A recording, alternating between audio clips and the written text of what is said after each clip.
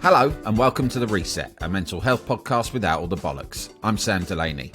This week I have not one, not two, but three guests on the pod. Mike Palmer, Tim Owen and Andy Airy, collectively known as Three Dads Walking. Mike, Tim and Andy were brought together by the shared experience of losing their young daughters, Beth, Emily and Sophie, to suicide. They found that they were able to support each other through their all-consuming grief and resolved to set out on a 300-mile journey across the country, walking from the Lake District through the Peak District and on to the Eastern Fens. They made friends and headlines along the way, becoming a national news story and raising suicide awareness. They also raised huge funds for charity and won a Pride of Britain award along the way. Theirs is a life-affirming and important story, and I was really chuffed to have them on the podcast to find out more. I hope you enjoy listening to this funny, inspiring and unbelievably strong group of mates.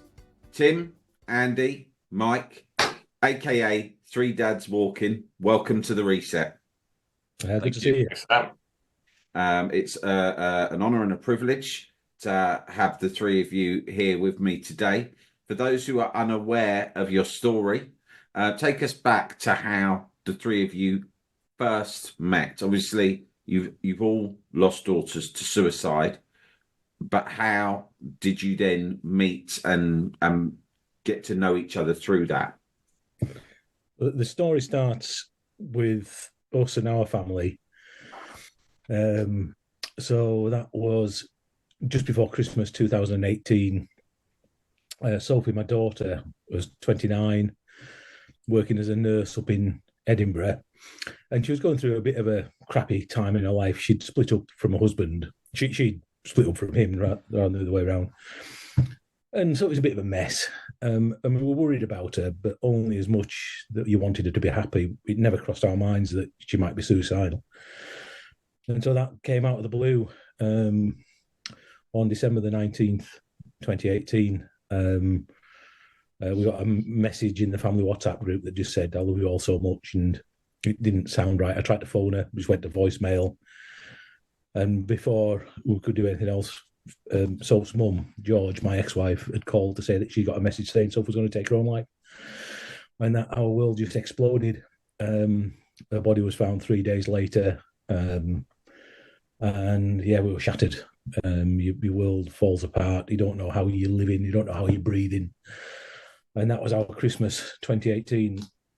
We decided that we would go ahead with Christmas, and we did, which was hard. And over that period, we organised Soph's funeral. And we were looking for a suicide prevention charity to support. And a friend of ours introduced us to Papyrus, Prevention of Young Suicide. Never heard of them. And they looked on the website, and the first thing you see on that is a message that says suicide's the biggest killer of under 35s in the UK. And I remember looking at that thinking that can't be right, because if that's right, we should be doing something about it. Anyway, we decided that they were the right fit for us. Turns out they're great people. We raised money for Papyrus at Soph's funeral and raised several £1,000s. And then off the back of that, I ended up getting more involved with the charity. I did several runs for them. In lockdown, I was hula hooping and skipping, amongst other things, and so became quite high profile in the charity. So that was me in 2019. Yeah, that was me right through 2019. Really, Papyrus started to become a very important part of my life. So if we kind of roll on to the start of 2020, my daughter, she was 19, and in March 2020, just as the COVID lockdown was starting to come in, we had to isolate. And she couldn't cope with it. Emma was diagnosed with high-functioning autism when she was 15. So there's a bit of an autism theme with Em. And she'd had a real downtime in her life between the age of 13 and 15. But after the diagnosis of autism, her struggles, she still struggled, but she wasn't to the point where she was suicidal. And for those 4 years, things seemed to be on the up. And then lockdown came, and all of the coping mechanisms that she'd got, going to the gym, working in the local pub, driving a little Mini around the country lanes of Norfolk, were taken away. And she asked to go up to the beach. We were coughing in the house. We said, you can't. This was literally the week before the Prime Minister announced lockdown. And the next thing we know, Em's tried to take her life. and we turned her life support off, 5 days later. And it was just, as Andy said when he lost Soph, the most devastating. I didn't know Andy and Mike, but just totally devastated. You're on your own as a family, made even worse by the COVID restrictions. We had 6 people at her funeral. She was 19. It was just crap. It was just absolutely crap. Didn't know which way to turn. And we'd for that kind of next month, just existing with a little bit of support from the couple of charities that are allowed to support you, or the other charities. The day after we turned the life support off on that's when Boris Johnson announced the full lockdown, and we got, there was no support, no family support, because they weren't allowed anywhere near us. Friends were just at the end of the drive type thing. A little bit of charity support, but not much. But that what was there was fantastic. And we just kind of muddled on for the next month or so, and kind of, I didn't know these two. And it's kind of handing over to Mike next, because his world blew apart about 5 days later.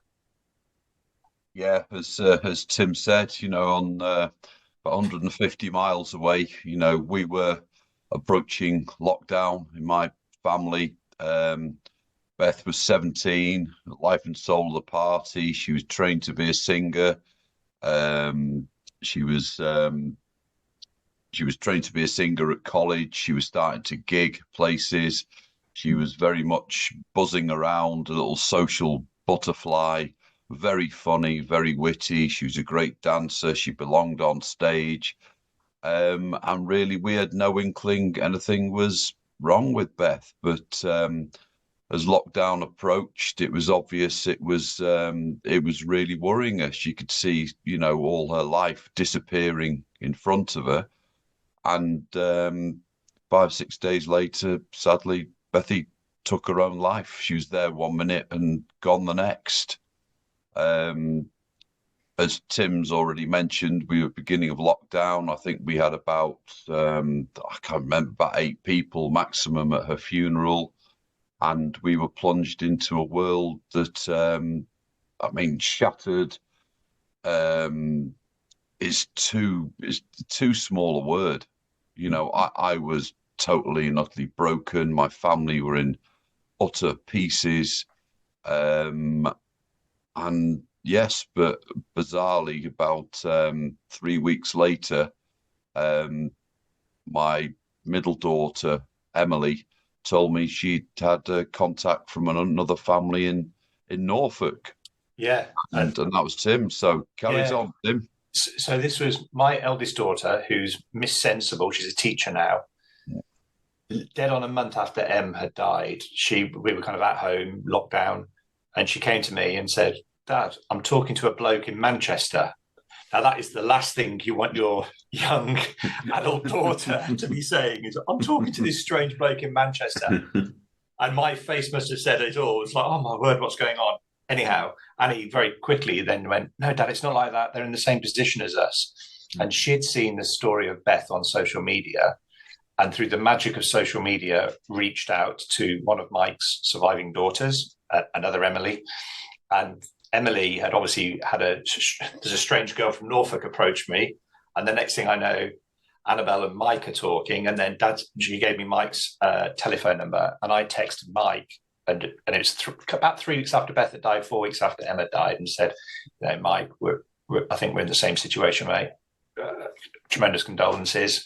Mike texted me back, and we spoke the following day. And we instantly agreed, we were just two dads, just totally lost, totally worlds blown apart.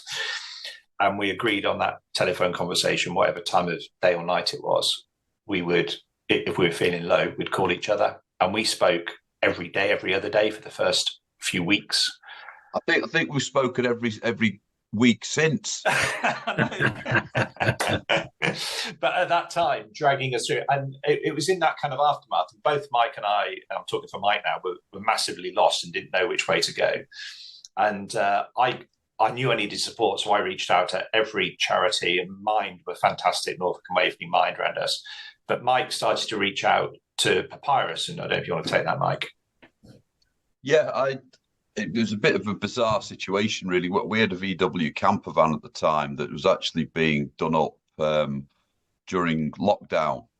but we got it back a little while after lockdown, and we were obviously, my family totally lost. I'd to be, quite blunt and honest about it, I was suicidal myself. I'd lost my little girl, and going from a stereotypical strong firefighter who dealt with so much stuff, including life and death. I was in an awful place, dreadful place, a very black place.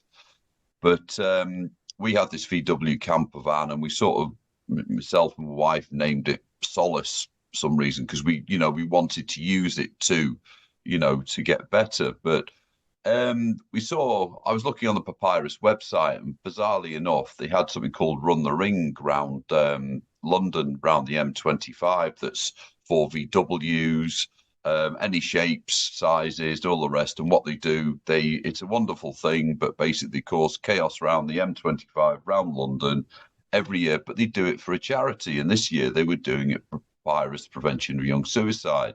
So myself and my wife went along. We ended up talking on the radio there, supporting and everything. They raised an awful lot of money, about 40-odd thousand pounds. It was wonderful. But that had introduced me to Papyrus. So from there, I started doing courses on suicide prevention, suicide awareness. But also I ended up at a champions course that basically is for volunteers. And sitting next to me was Gregor, Andy's son. I'd already heard of Andy already, and it had been suggested that I might get on well with him and might want to talk to him. I'm not sure whether we do get on well, but there we are. But no, of course we do. There's a very much a red and blue thing here. There's a United City thing. Okay, that's all good. Yeah. And there's only one of us that is a champion. That's it. But I ended up talking to Gregor and whatever, and myself and Tim had already talked about the idea. Like Andy, we had no idea that suicide was the biggest killer of under 35s in the UK. We lose around 200 school children a year in the UK. These are things that I never knew. I just hadn't got a clue. But my idea was basically that I could me and Tim could walk between our houses and illustrate it was a UK-wide problem. But then, of course, Andy added to this. He was a great walker. He was doing things that he'll tell you about, Run for Sophie and things like that. And, it just made sense that maybe we could link it all up. So then I rang Andy, and we'll take it on from there, Andy. Yeah, well, that was Gregor had said to me that he'd been on this course and sat next to this mank, and he gave my phone number to him because this bloke called Mike had said he'd got an idea for a challenge, and so Gregor gave my contact details away. And I must admit, I didn't really think about it because the day they met was the day before what would have been Soph's 31st birthday, and obviously it was just before the anniversary of Soph's death, and it was running to Christmas, so I just really forgot about it. But Mike called me in the new year and explained who he was, and we arranged to meet. So we met quite close to me in southeast Cumbria, and we went and had a walk around near Kirby Stephen up on the fells, the limestone fells there, and had an amazing day, really. It's like many suicide bereaved parents you meet. It's actually quite a relief to stand in front of somebody who understands, who gets it, absolutely understands to the depths of your soul. And so we walked and talked about our girls, and then which was challenging. It really is, because it was very, very raw still, and still is sometimes. But then Mike on the course of that walk said, I've had this idea. And he explained about Tim, and it said, this bloke saved my life by just being there for him. And Mike's idea was this: maybe we could walk between houses just to show it could happen to families anywhere in the country. And I thought, what a brilliant thing to do, And I said, remind me where Tim lives. And he said, Norfolk. Oh, I said, you do know where Norfolk is, Mike. He didn't actually. I'd drawn it on the map, hadn't He I? drew it. 2010 AA Road Atlas. Yeah, when we got back to his van, he got this road atlas out, and on the front page, he'd got a dot on Penrith and a dot on Manchester, and a dot on Derby, and a dot on Kings Lynn, and that was it. Right. 280 miles, straight line, isn't it? Oh, straight line, yeah. Not the scenic route then. Oh, God. But that was it. And then we got together, I don't know, a couple of weeks after. I can't remember the date. End of April, didn't we? We kind of got together. Just online. Yeah, just online via Zoom, and kind of told each other's stories and said, what can we do really? And we everything just started to snowball really, really quickly in terms of Andy's a bit of an outdoor man, so he's got contacts in all sorts of outdoor industry. So we suddenly had all these maps arriving from the Ordnance Survey, masses of them. Was it 16 or 18 maps? I think it was 18 maps. Well, they're still there in the box. Yeah, just in case of emergencies. That was just days after we basically first spoken and said, yes, we'll do this. And it was bizarre because it was always as if it was meant to happen. It clicked into place, didn't it? Fate. Yeah, it was. Yeah. So that to answer your question, that's kind of how we got together, wasn't it? Really? Yeah. In a nutshell. It was a nutshell. I mean, obviously, I've got lots of questions, but one thing is about like the beautiful nature of this friendship that exists between you. It sounds like the sort of the bond that for many of us takes years and years and years. The bond and the familiarity that you have in friendships to develop. It's because you'd experienced these tragedies. It's like a fast track because you get it as soon as you look into each other's eyes. You get it, and I guess as well, it drops all the pretense that people carry around with each other when they meet people. It takes a while, doesn't it, to get to know someone because we all put on masks or acts or whatever. But I guess when you've been through something so raw, you just can be absolutely 100% straight from the first moment you meet each other. Liking a few beers helps as well. Yeah. Right. But it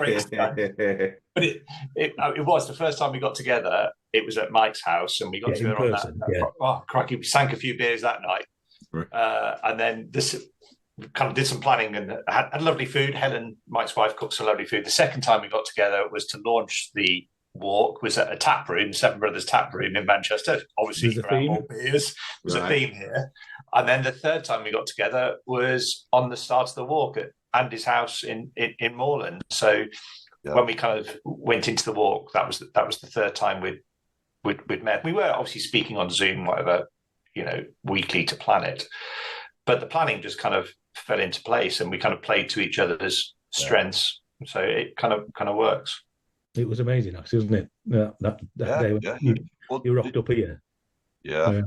Well, three complete strangers thrown into this world, different parts of the country, and not that long before living totally different lives. Yeah.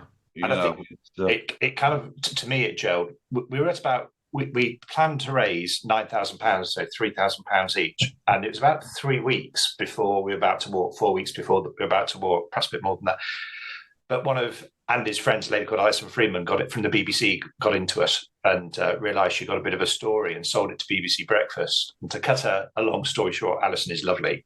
And she absolutely at BBC Breakfast supported us. But Mike ended up being on the red sofa about 3 weeks before we started to walk. And I think our total went from, we'd set this £9,000 at £3,000 each, and we just increased it, hadn't we? Because we were like, well, we'll try and do £10,000 each. And Mike went on the sofa with Jed, who's the CEO of Papyrus. And I think we went up to £48,000 within a couple of hours. It wasn't very long. It was like, and we were going, crikey, we're a bit committed to this now, aren't we? We've got to walk. It's like £50,000. Yeah, we've not done anything. All we'd done up to that point was meet twice and drink a bit of beer. That was it. So it's like, right, we've got to walk. So, and we knew at that point there was something quite big and tying us all together. And then we had the Daniel Craig donation the day before we all got together. And that was just incredible to have Daniel Craig, the Daniel Craig, donate £10,000 and then publicly say he was supporting us was oh my word, massive moment. So Yeah, there was a bond that clearly was there because we'd lost our daughters, but then we were focused around this walk, and the walk was the bond, and raising money and thinking, crikey, basically, if we every £5 we raise would support a call to a suicide prevention helpline called Hopeline UK. It's now called Hopeline 247.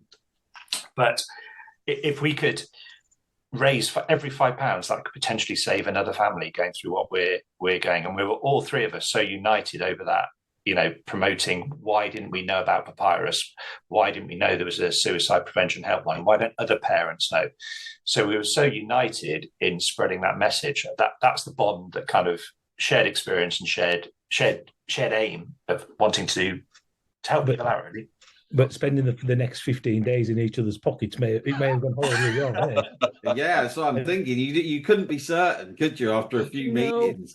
No. Tim's right. We were we had that focus without any shadow of doubt. That idea of stopping other families coming down this route. If we could do the number of suicide bereaved parents you say who we've met who get involved in suicide prevention work, and the number of times you hear somebody say, "If I can save one life, everything I'm doing is worthwhile," and that's exactly how you feel.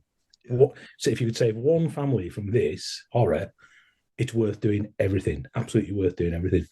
But so that's one thing. But yeah, I think we did get on most of the time, I think. No, we did, but we did, and believe it or not, they're nice fellas. And I do enjoy their company. Yeah, and I would have enjoyed their company outside of this. We are very different individuals, and we set off on the first war. Well, we are, broken-hearted, bewildered. Well, I certainly was as well, and I would have walked that, for the £3,000. But the learning curve we went through and the people we met. And the bizarre thing is, I mean, you can see now, we do laugh through your grief. And even through the grief on that first walk, we did laugh, mainly at each other, but we did laugh. But we end up laughing with the people who joined us too. That's tears, cheers, and laughter. That is life, But say that first walk, wasn't it incredible? The people we met, what we learned, and realizing we're not doing enough for our young people to basically give them the life skills and resilience that they can carry into adulthood, and give themselves a chance. And on the back of that, stop the ripple effect going through their families, friends, with that horrible, horrible grief. There's no magic wand here, but we believe there can be a massive difference made. So first war. Oh, sorry, go on, Sam. By the way. I want to hear more of your story, but I think a lot of people, a lot of parents listening to this will be thinking, what should we be doing? What are the key things that you've learned? What do we need to know more about our young people? Well, the first thing to know is the only way to prevent suicide is to talk about it. You've got to be able to have a conversation about suicide prevention, suicide awareness, because if it's all bottled up and hidden away, when anybody runs into any difficulties, which happens, it's been shown that 20% of the population will have suicidal thoughts at some time in their life. So it's not an unusual thing.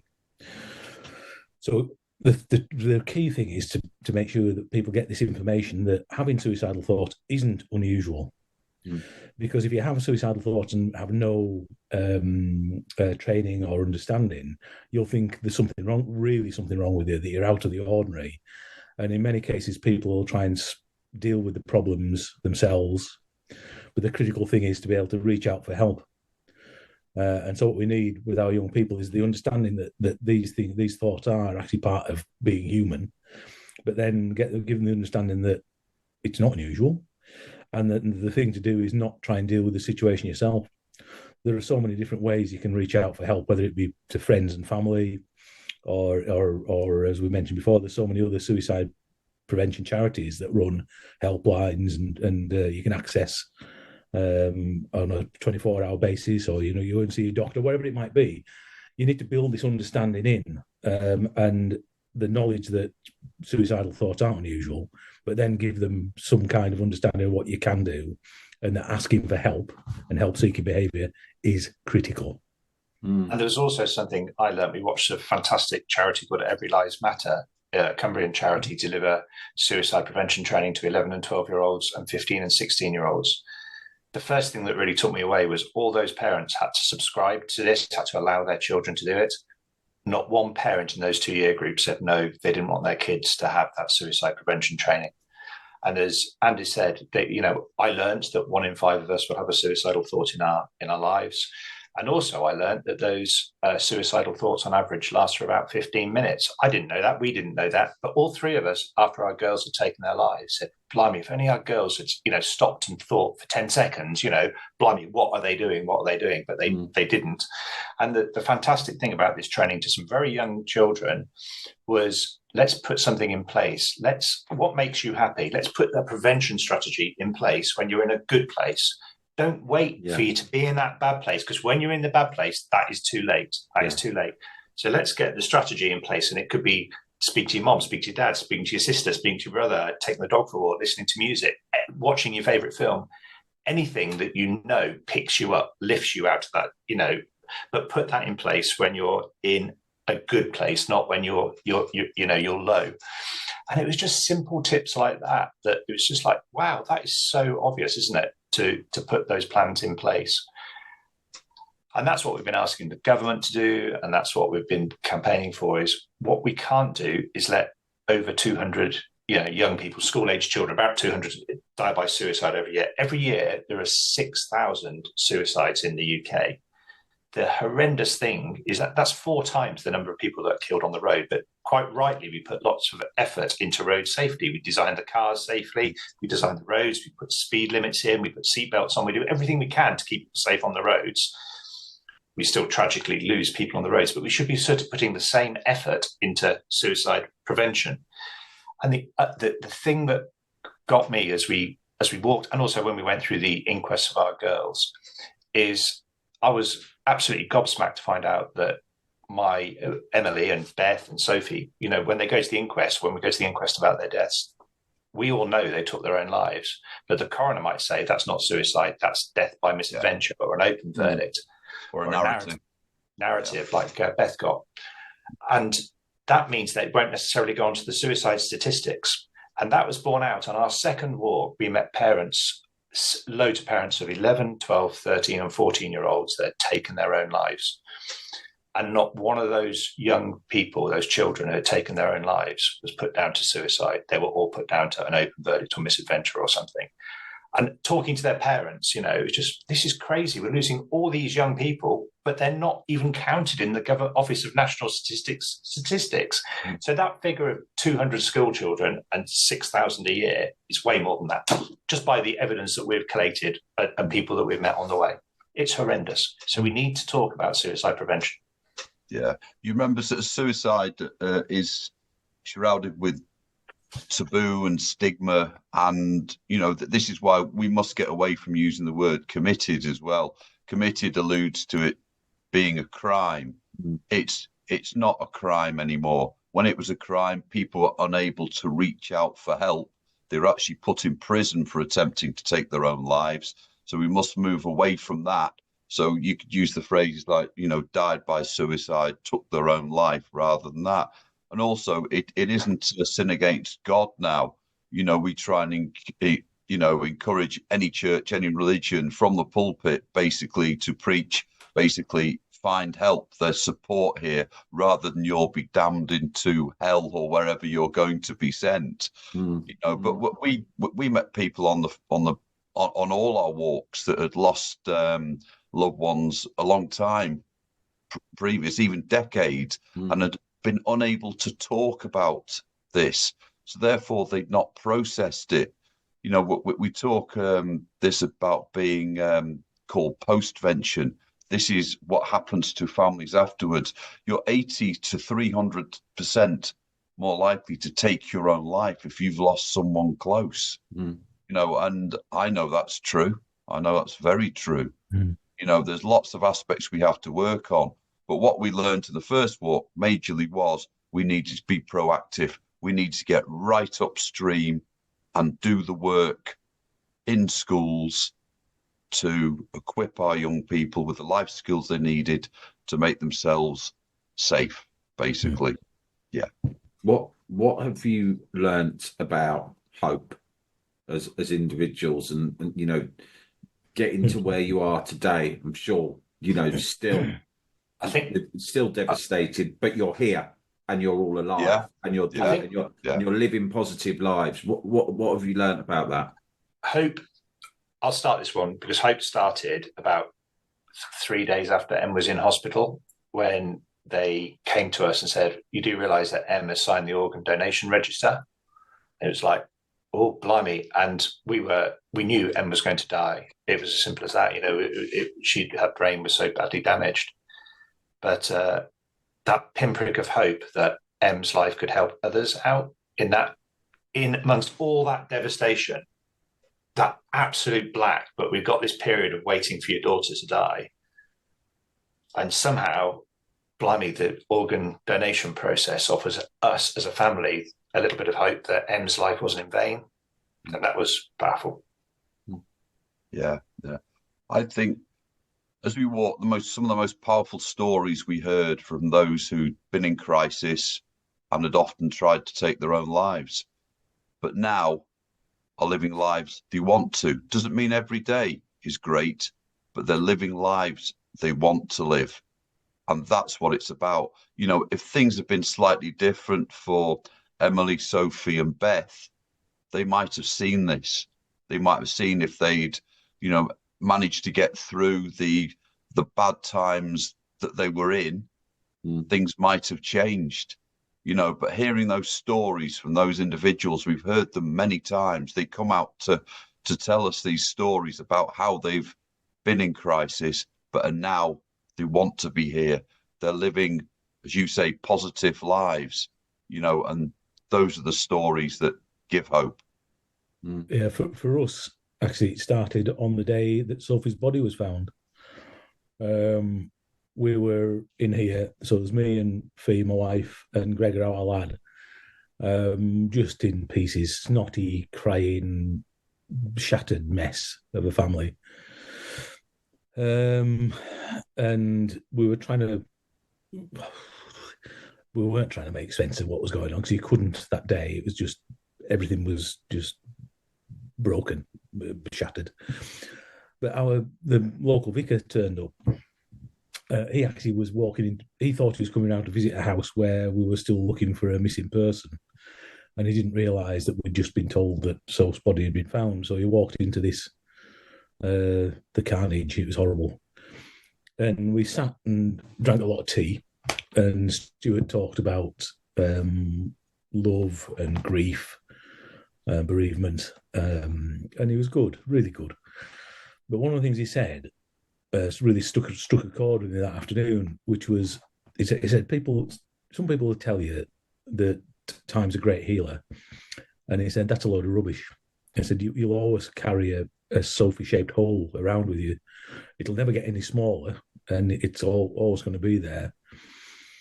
And at the moment, that hole, that void, is all you're going to see. And so you're in it. You're just in the middle of this big hole.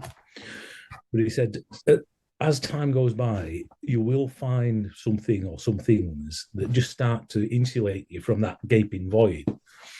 And over time, the hole will still be there, but you won't fall into it as regularly. And it just struck a chord with me, that, because it was that little seed of hope that you could move from this broken family and emotions that were just supercharged. You could go from that to being able to live somehow. And that actually really stuck with me. It is that little tiny seed of hope that we could work out how to live again. It's that positivity. It's the reason to get up. I think this is for all of us. First of all, your families come back into focus. You still got a job to do for your families. Their lives would be so much worse if you weren't there. But having, something so positive to do, like we're doing with Three Dads Walking, we absolutely believe in what we're doing as well. and to be able to get up and to do that, we do still fall back into, you have times where you sit on the settee and you put your head in your hands and things like that. But as Andy says, and it does describe it very well, you do become a little more insulated. Grief does change, never goes, but it changes as time goes on, so, but if people have been bereaved, affected by suicide, listen to our stories there, because it does change. It's, that's life. And there was going on, after our first walk, the first time we all got together to speak publicly, we were at the Keswick Mountain Festival, weren't we? Yeah. And we spoke for about an hour about rubbish as normal, about our first walk and stuff. But it was raining, so lots of people came into the tent. Yeah, it was a good job. We had a good audience because it was raining. Came in. And we just spoke about our first walk with people we'd met and stuff, and raising, a significant amount of money for Papyrus, prevention of young suicide. And we were just talking to people at the end, all three of us separate, talking to people, and there was a guy kind of waiting at the back of the group that was to talk to me. And as the group kind of thinned out, he moved forward. And he was in his late 20s, kind of wearing a big carpet of a coat, bless him. And he looked me straight in the eye and just said, "I came up to Cumbria today to kill myself, and I can't." And that was powerful. Yeah. And we just realised then, by talking about this, that we can save lives and we can get people. And a few days later, he donated some money. He gave you all we all had a hug off him, didn't we? Bless him. But it was just really, that was really powerful. And then since then, we've had so many stories, emails, contacts of people, messages, where people have found out about Papyrus, found out about the Hope Line 247, got their kids or their grandkids to call it, or called it because of them. And then 6 months later, we get another call or a message from them saying that young person got the support in the moment they needed it, and they're now, they've pulled themselves out of that dark place, and they're back living a worthwhile life. And to hear that, you just know you're reaching the right people. It's just that chance, Sam.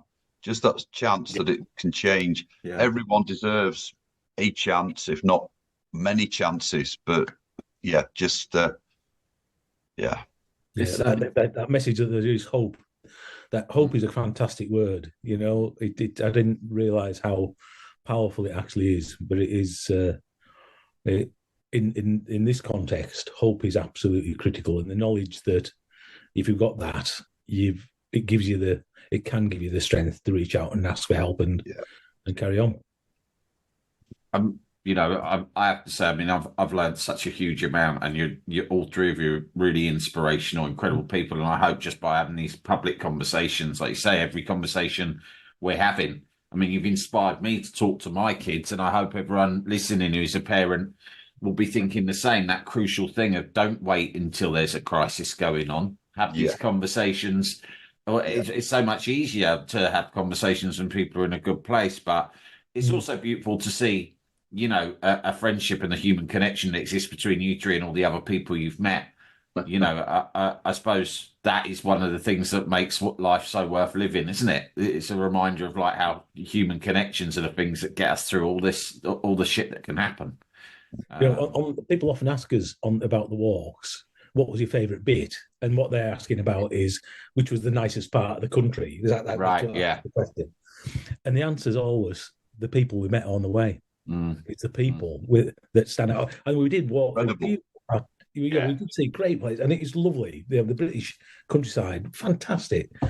But the thing that is absolutely etched in your memory are the people you spoke to on the way, whether it was the people who came out and walked with us, the people who came out and force-fed us pork pies, or the people who put us up, It was stop. No, please stop. Don't send any more food.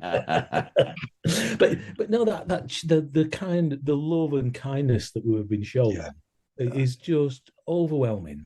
If you could bottle it, it's fantastic. Yeah, but people often ask, where do you stay at night? Do you carry tents? No, we don't carry tents. No, we don't. But it's the kindness of people, even families, all kinds of places. But you end up having a meal at night, maybe with people you never met before. Wow. And obviously we're talking about the death of our beloved daughters with them. It's very personal, but it's amazing the connections you get. Mainly it was over lasagna that always and beer. Lasagna. Yeah, but that's it. Just a couple of beers, but you realise as well, mental health issues and even suicide affects so many people. Yeah. It doesn't matter where you are on any social ladder or anything. It affects so many people, and you realise that so many people as well realise how lucky they've been to still have their loved ones within their lives. I'll be honest, there's a lot of what I'm thinking, listening to you. It's very emotional listening to the three of you, and you kind of feel lucky, but also, you have to understand that anything. I think, in the book, one of you describes it saying, we all think life's just going to carry on the way it is forever. Yeah. But, it doesn't necessarily. Things can change in a moment. Listen, it's incredible to meet you all and to speak with all of you. And, it's absolutely extraordinary, the work that you're doing and the relationships that you're forming everywhere. You're back out on the road in April. We're recording this in March 2024. You're back out on the road April 2024, right? Yeah. And people can find out about where you're going to be on the website, Three Dads Walking.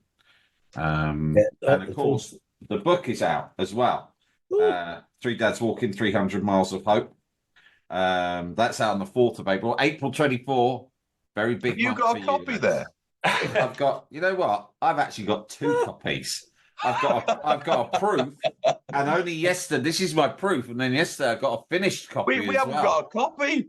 Well, I don't know what to say. I feel slightly embarrassed. I don't know how to apologise. I think it should be your publisher who apologises. I'm happy to send you one. I've only got 2, so it's a brilliant. Can you sign it? Quickest to ask. Yeah, I'll sign it for you.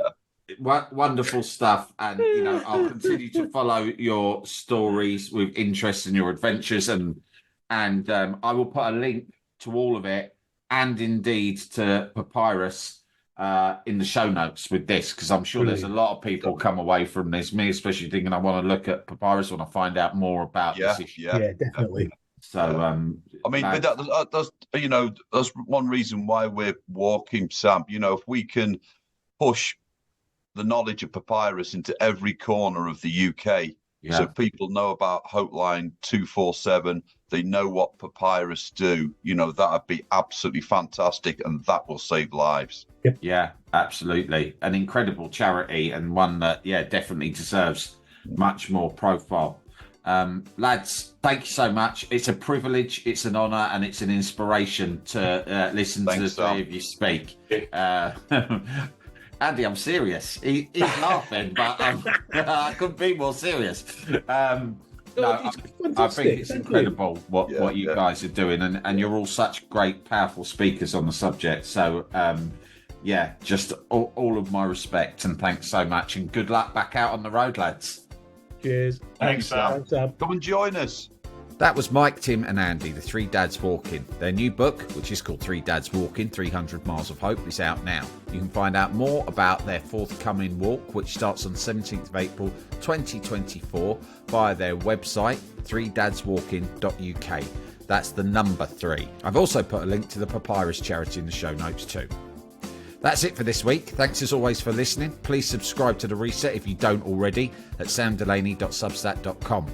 Upgrade to paid for bonus content, newsletters, a full archive, and early ad-free access to this pod every week for just $5 a month. Until next time, gang, be lucky and don't let the dickheads get you down.